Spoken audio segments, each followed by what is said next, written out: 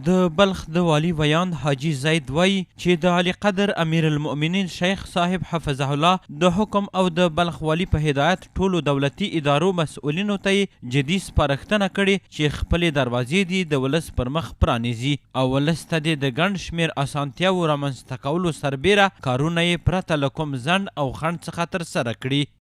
ټول ولس ته ډاډ او اطمینان ورکوي چې په هره برخه کې دوی کوم ستونزې لري، بلخ ولایت مقام د هغوی ستونزو په اړه باندې دوی ته لازم اجراات ترسره کوي. همدارنګه ښاغلي حاجي زید د بلخ ولایت اوسیدونکو ته د هر ډول همکاریو ډاډ څرګند کړ او زیاته یې کړه چې په بلخ ولایت مقام کې د پخوا په پرتله په زیاتو برخو کې ولسي وګړو ته اسانتیاوې رامنځته شوي دي. د علی قدر امیر شیخ صاحب حفظه الله د حکم راوسته چې په دولتي اداراتو کې د ټولو مراجعینو ته لازمي اسانتیاوې برابرې سي. بلخ ولایت مقام هم د والي صاحب په سپارښتنه ټولو مراجعینو ته اسانتیاوې برابر کړي دي چې د ټولو مراجعینو پر مخ باندې خپلې دروازې خلاصې کړي دي. هر کار او هر برخه کې چې ولس ستونزې لري د هرې ادارې سره په هر وخت کې شریکولی سي.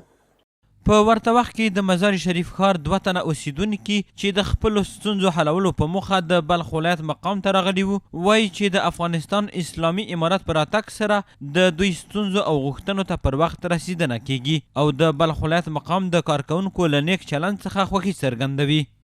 ما به خاطر طی مراحل یکی از عریضه هایم در ولایت بلخ آمده بودم که خوشبختانه با سلوک بسیار نیک با یک رابطه خیلی عارفانه انسان دوستانه روبرو شدیم و جا داره که سپاسگزاری بکنم از تمام اهالی و دستاندرکارانی که در مقام ولایت کار میکنن. یه عریضه درلودله د پاسپورت په خاطر ان شاء الله که د همکاران د امارت اسلامي همکاران ټول ان شاء الله هر یو سره الحمدلله ښه رویه اخلاق او ښه کار په وخت په سم توګه باندې ان شاء الله اجرا کړي او موږ ته ډېر خوښ یو ان شاء الله امارت اسلامي نه.